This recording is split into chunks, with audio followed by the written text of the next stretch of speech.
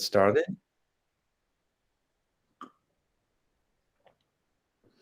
So, hello everyone. Good afternoon.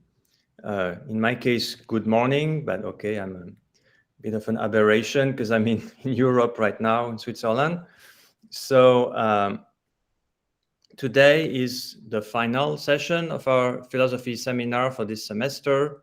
And we have the pleasure of having as our guest Dr. Tsutomu Sawai, who is an associate professor at the Graduate School of Humanities and Social Sciences at Hiroshima University, and he is also affiliated with the Institute for the Advanced Study of Human Biology, or ASHB, at Kyoto University. He is one of the important people working in applied ethics and philosophy in Japan today. And I have had the pleasure to know Tsutomu for more than 10 years now. We first met at the Oxford Uehiro Center for Practical Ethics, where I did my PhD, and Tsutomu came as a visiting researcher there. He also has ties with the center, so it's a great pleasure to have him join our seminar this semester.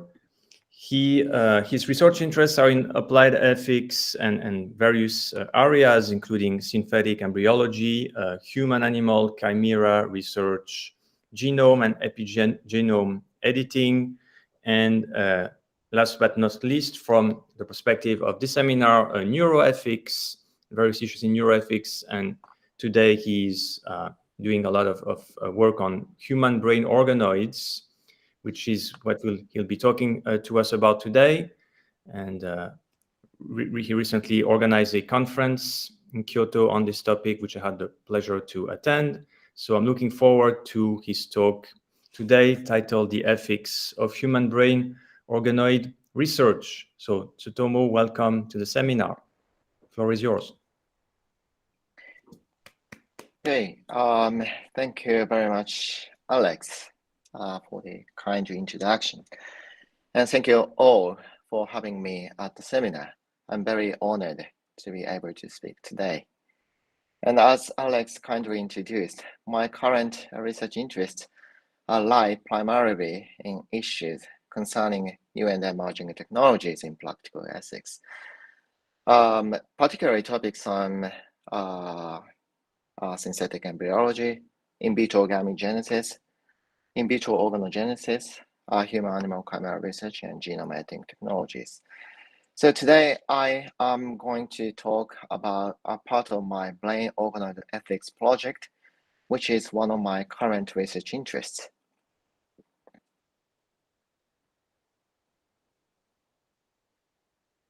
So this is the plan of my talk today. So I will first explain about science of human brain organoid research, and then move on to the ethics of human brain organoid research. It's because understanding of scientific knowledge of brain organoid research is very important to discuss the ethical issues raised by the research. Also, I will talk about the representation issue of brain organoid research. It's because there are many inaccurate representations of the research. So I will focus on two topics, that is the possibility of consciousness and medical applications, and then call scientists, ethicists, and the media to represent and discuss brain organoid research and its ethical issues more responsibly.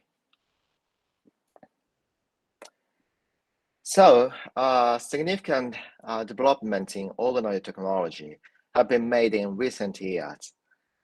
And organoids are three-dimensional tissues that are created in the lab using pluripotent stem cells, such as iPS cells or ES cells. So iPS cells are the cells that are created by inserting specific genes into somatic cells, such as blood cells or skin cells. And the ES cells cells that are created by removing a portion of an embryo 6 or 7 days after fertilization.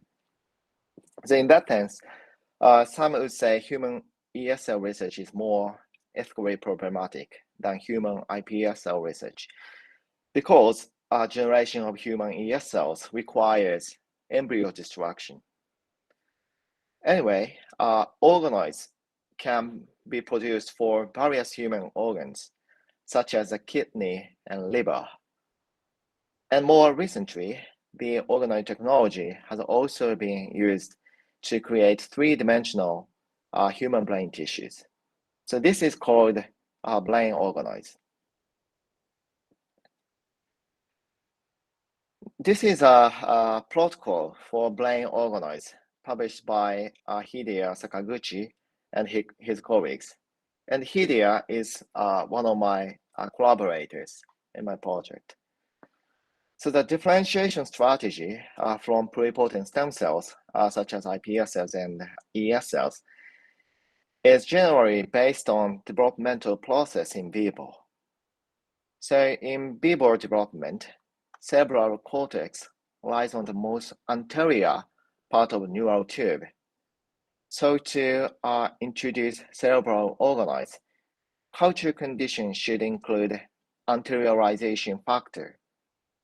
So regarding this point, Hideo and his colleagues used an inhibitor for anteriorization. So in this condition, neural tissues were successfully generated. So this is a 13-day human ES cell-derived brain organoids.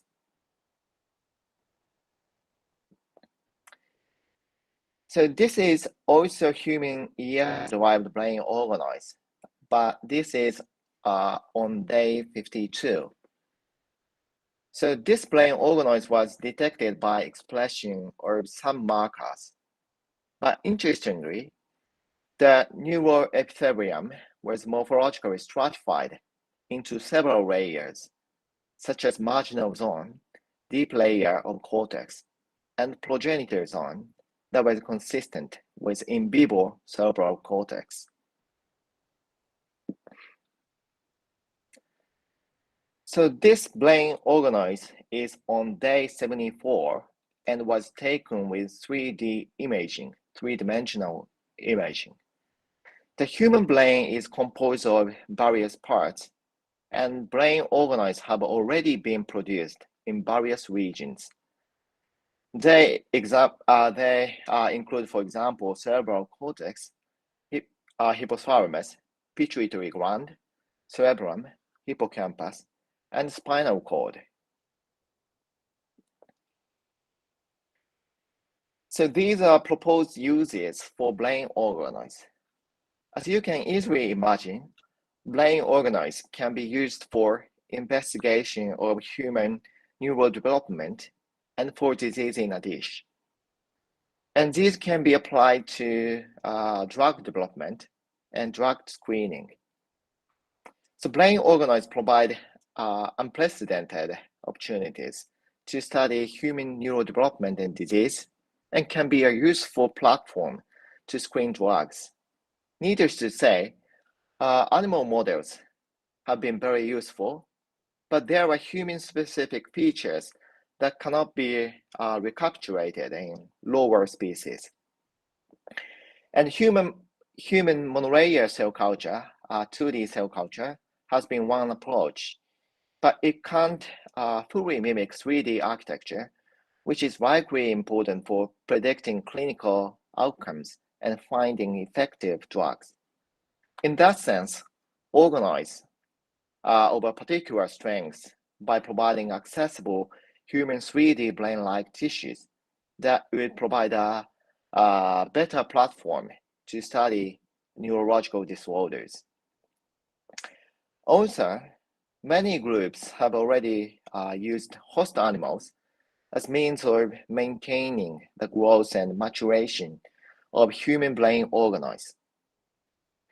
And one of the groups suggested a translational possibility, such as therapy or repair of the damaged functions using such human brain organoids.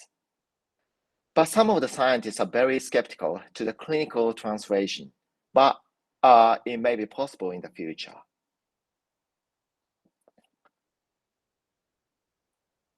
So this is a good example of application of human brain organoids.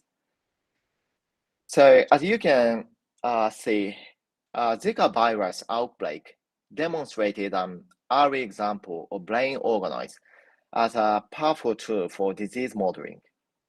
In 2015, Zika virus infection during pregnancy led to birth defects, including microcephaly in South America. Concern of the virus spreading to North America from South America drove a great deal of attention from the American scientific community. Amidst this backdrop, a series of studies used brain organoids to elucidate the cause of microcephaly due to the Zika virus infection, create disease models, and then identify candidates for therapeutic agents.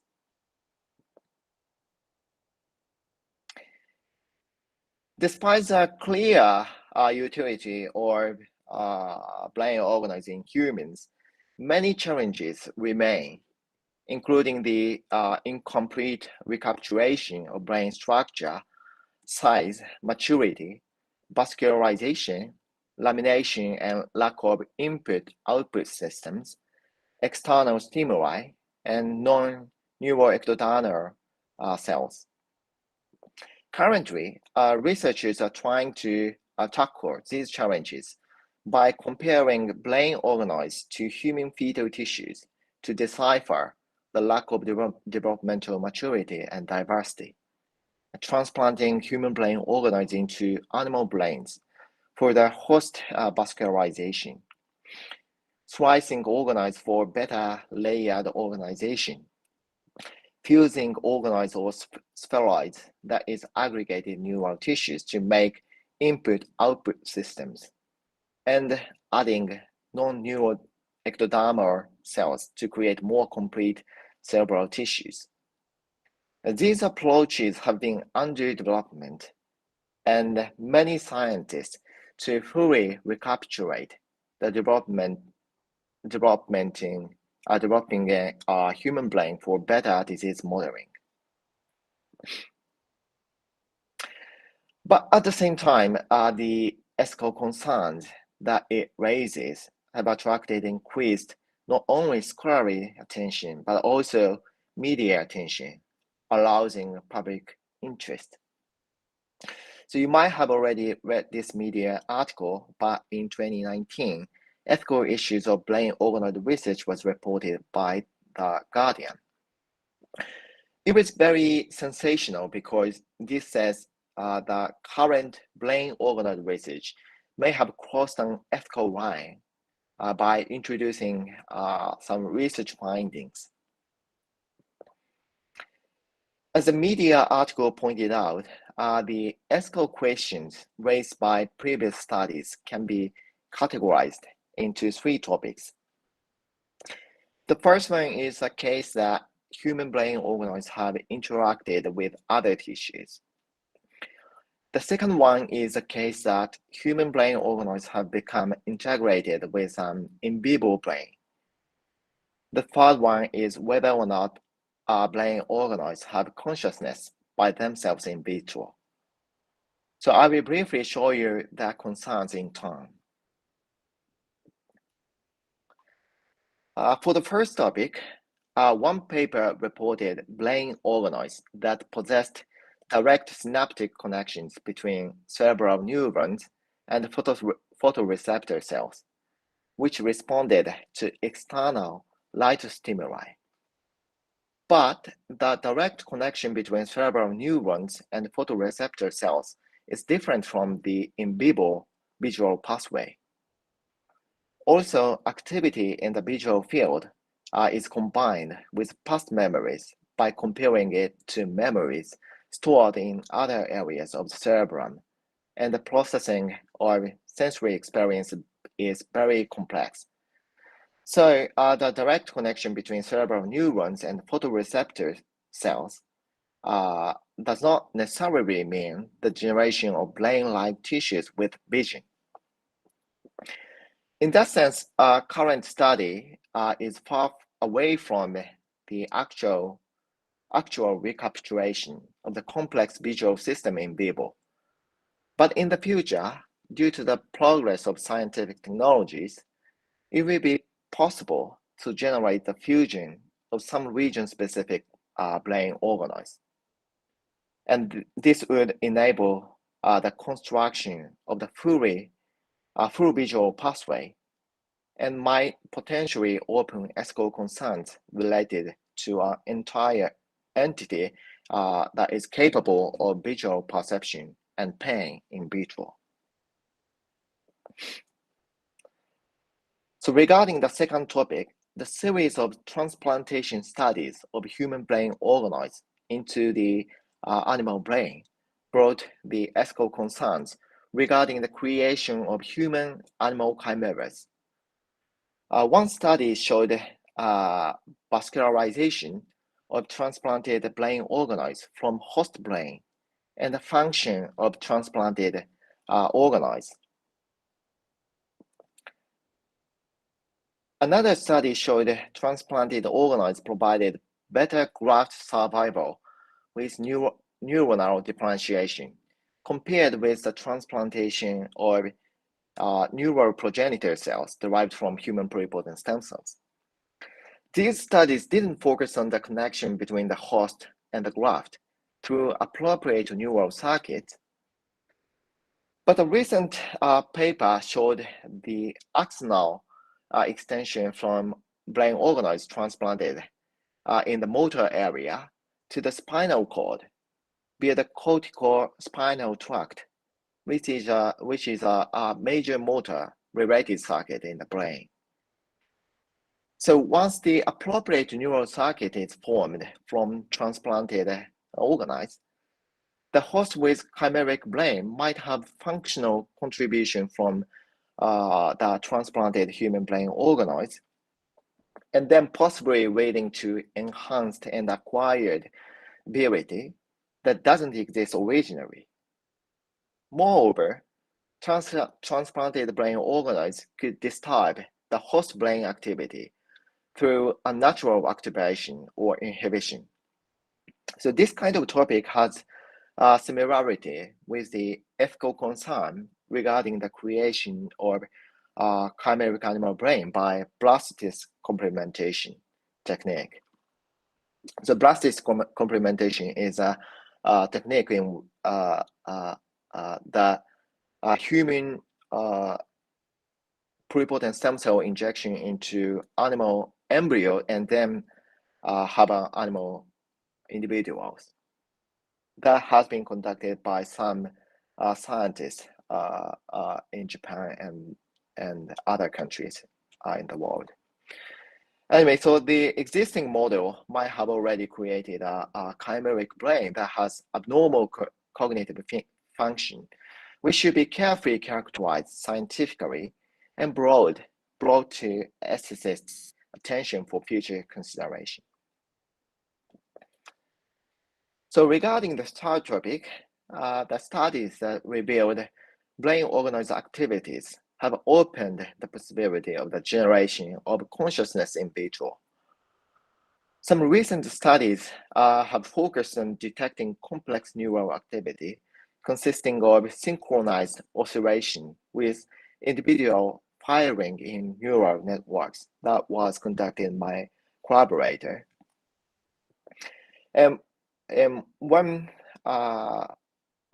research group focused on reproducing a waveform from in vitro, human brain organoids similar to a waveform seen in preterm neonatal electroencephalography, that is abbreviated EEG. And another focused on demonstrating epileptic form network activity. And on some theories of consciousness, such as integrated information theory, that is called IIT, which postulate that consciousness amounts to the integration of a certain amount of information by some system. This may seem sufficient for attributing consciousness to an in vitro brain organoid. All of the complex neural activities in previous work can correspond to information in IIT. But these data do not directly mean that these activities bring consciousness because they lack integration of the activity with the surrounding environment. But based on the IIT, they might have consciousness. I mean, brain organoids cultured in vitro might have consciousness even if they have no connections with some materials that bind or the organoid with the outer world. But we have to pay attention to the fact that IIT is not fully accepted in the scientific community, but it's possible to say that these studies involve the ethical issues of the generation of consciousness in vitro. So given the rapid rate of progress in brain organoid research, it is prudent to consider not only existing, but also anticipated future ethical issues. So my collaborators, including Alex and I, explored ethical issues raised by human brain organoid research and application that are not limited to the ethical issues which I mentioned earlier. And Momoko and Hidea, Dr. Momoko Watanabe, who is now in UC Irvine, and Hidea Sakaguchi, Dr. Hidea Sakaguchi, who is now in Riken Institute in Kobe, Japan, a leading scientist in brain organoid field, joined my project. So we had an opportunity to have their scientific input about the brain organoid research. So based on detailed and careful discussion with my colleagues, we identified three ethical issues, that is, issues raised by in vitro brain organoid itself, issues raised by transplanting brain organoids into brains of living organisms, or connection with living and non-living systems, and the issues of research ethics and governance. For the first issue, we should answer some questions that include, how can we detect consciousness if human brain organoids have?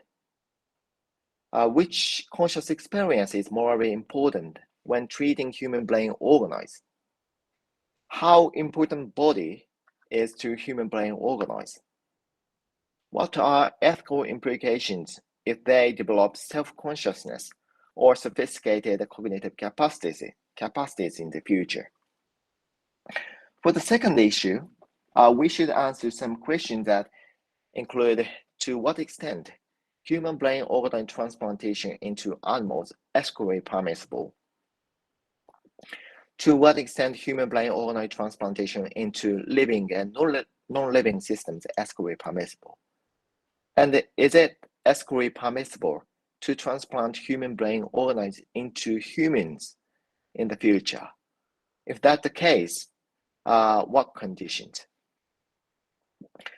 So for the third issue, we should answer some questions that include, is it ethically permissible to create and use human brain organoids that may have consciousness for research? And how should consent be obtained from cell donors for the creation of human brain organoids? How should we treat human brain organoids that may have consciousness as a byproduct? What ethical position do we take in human brain organoid research? And how should we regulate human brain organoid research and application internationally? So these questions haven't been fully investigated, but my collaborators and I are now working on them.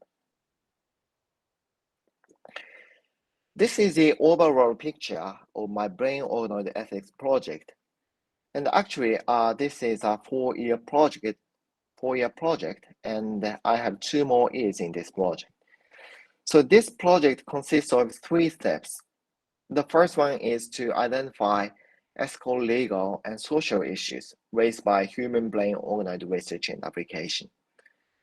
The second one is to discuss identify the ethical, legal, and social issues in theoretical and empirical ways. And the third one is to make a recommendation based on the discussion in the second step. As a part of my project, I am currently working on empirical research that is a questionnaire survey on ethical acceptability of human brain organoid research and application. I won't talk about the survey today, but I like to do the survey in other Asian countries using the same questionnaire. So please let me know if some of you are interested in the survey. We can do a cultural comparison regarding human brain organoid research and application. So let me move on to the representation issue of brain organoid research. A recent study identified approximately 30 news reports published on the topic in 2017, with 120 appearing in 2019. So that was a post-fold increase. Such public interest encourages public participation in discussions about the ethical issues of human brain organoids, which is of great importance. But another study reveals that media discussions of human brain organoids tend to drift away from the research itself, potentially making such public discussions less constructive. So these concerns have been raised speculatively in the past, but media articles on brain organoids are now actually increasing. So we need to pay more specific attention to what is needed for responsible discussion on human brain organoid research and application. So from now on, I will focus on 2 of the topics that have received the most media interest. That is the possibility of consciousness and medical applications, and then propose more responsible communication by scientists, ethicists, and the media. Regarding the first point, one of the issues that have most attracted attention is arguably whether human brain organoids cultured in vitro possesses or can possess a type of conscious experience. So the first and most popular is a discourse that portrays brain organoids as mini brains.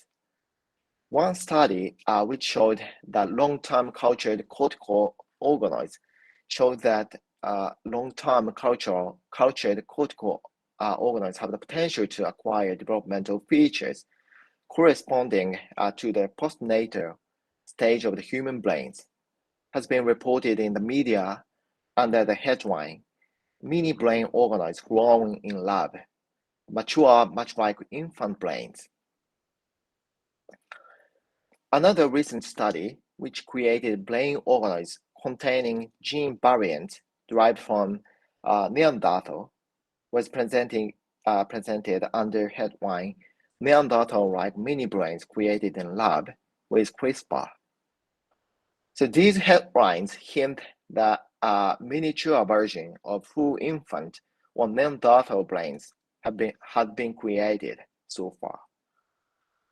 For the foreseeable future, however, brain organoids will not be the so-called mini brains, as well as being dissimilar to full human brains in many ways. Human brain organoids are currently only able to replicate imperfectly a small portion of human brain tissues from the early stage of its development. So scientists and ethicists understanding this fact, but the public will believe that brain organoids are just a a kind of miniature version of full human brain if the term mini brain is overused without any further details. So actually, I don't mean that mini brains, the term shouldn't be used in the context of brain-ordered research, but the careful use of the term is necessary.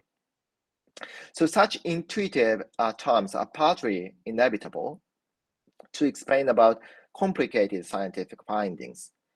And we do not intend to say again that mini brains should never be used, but they should be used more cautiously where there is not enough space to give adequate kind of explanation.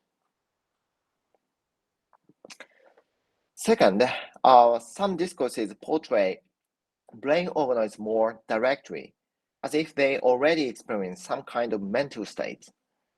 One study that sought to produce organoids with optical cups that are sensitive to light stimulus was reported under the headline, "Tiny human brain grown in lab has eye-like structures that see light."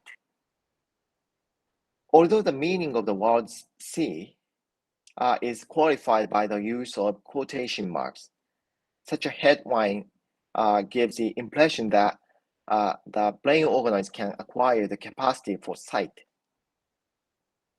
These discourses are at least against the view of the most scientists working in the field that something as simple as current organoids could not support consciousness.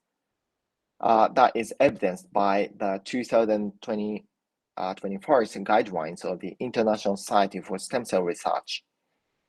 And in any case, they ignore the extreme difficulty to ascertain that kind of neural substrate that mimic allow brain organoids to perceive objects or have conscious experiences. So what is important now for constructive science communication and ethical debates in brain organoid research is to acknowledge this type of uncertainty of human brain organoids and to avoid stirring up social unrest. So this is the slide which I used earlier. But even if brain organoids were to become conscious, it would be another exaggeration to describe such development as having crossed an ethical Rubicon. I mean, crossed an ethical line. The sciences have long used conscious animals for research purposes, and the breeding of laboratory animals is also a frequently occurrence. So, in that sense, conservatory regulations are therefore in place, allowing research to proceed with due regard to animal consciousness, even though the status quo may not be ideal. Ethicists have accordingly proposed a flexible framework for the creation and use of future conscious brain organoids. But such nuanced views are rarely to be found outside professional ethics papers.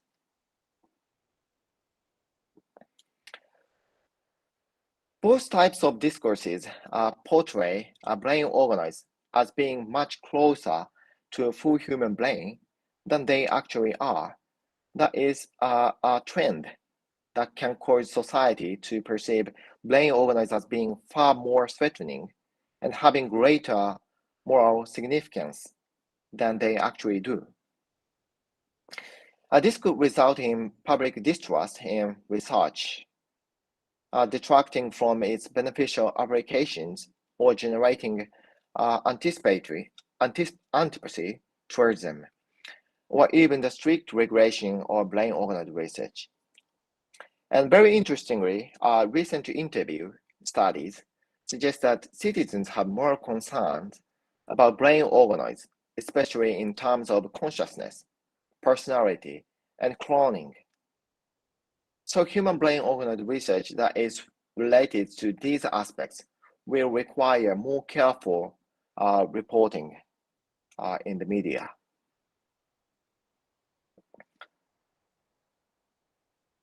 So the same is true for much scientific writing in medical applications.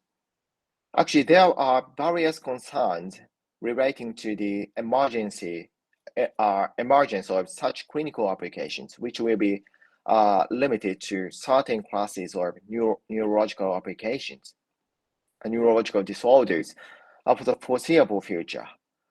Because human brain organoids can currently only model some brain tissues in the early stage of human development.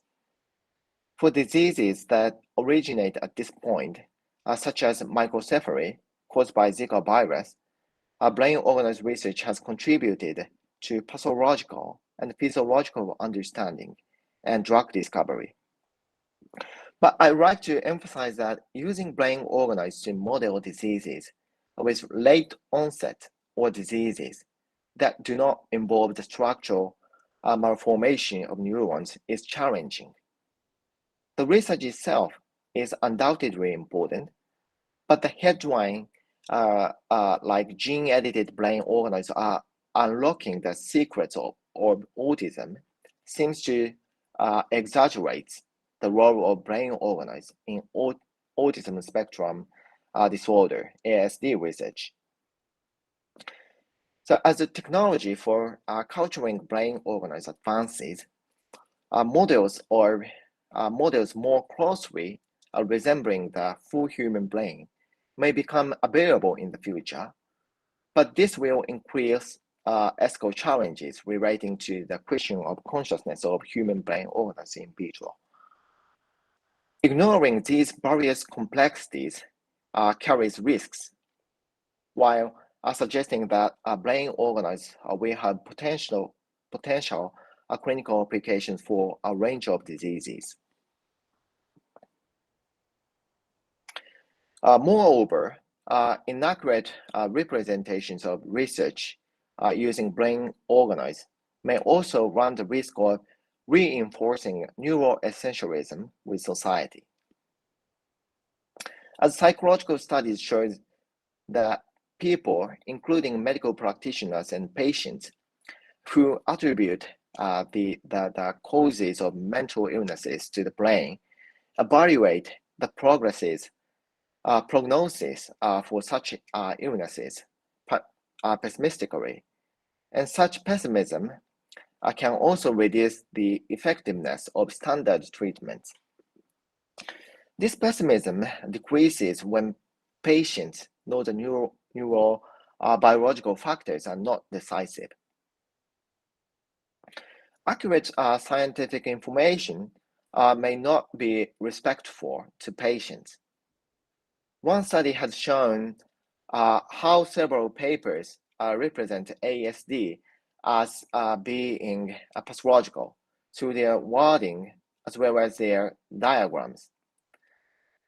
This conflict with modern understanding that neurological characteristics of people with ASD are part of human diversity. Such a conflict could be mitigated by more careful use of language and accompanying graphics. So following from the discussion, I would like to propose two research policies for the ethics of human brain organoid research and application. First, ethical issues raised by human brain organoids should be identified and considered in anticipation of future research and clinical application of human brain organoids. To achieve this, ethical evaluation needs to be well informed by scientific research. In that sense, I have included some scientists who are working in the field of brain organoid research. Second, inaccurate representations of the research do not come from the media alone. Scientists frequently exaggerate their research, and ethicists can similarly overemphasize the accompanying risks and fail to have a discussion. So what is important now for constructive science communication and responsible ethical debates in the field is to acknowledge the uncertainty of human brain organoids research and to avoid the stirring up social distrust. So in stem cell research and therapy, disconnections between the actual research and its public reception have resulted in serious problems from various instances of research misconduct to increases in global medical tourism, for example. Fortunately, research into human brain organoids is still at an early stage. In that sense, now is a crucial time for learning from such previous mistakes and for promoting more responsible representation and discussion in the ethics of human brain organoid research and application. So these are not all the collaborators in my project, but I want to say thank you to Masunori, who is my excellent postdoc, and also say thank again to Alex for giving me a chance to talk here. And I'm very happy to have any feedback, any comments and questions on my talk. Thank you very much for attention.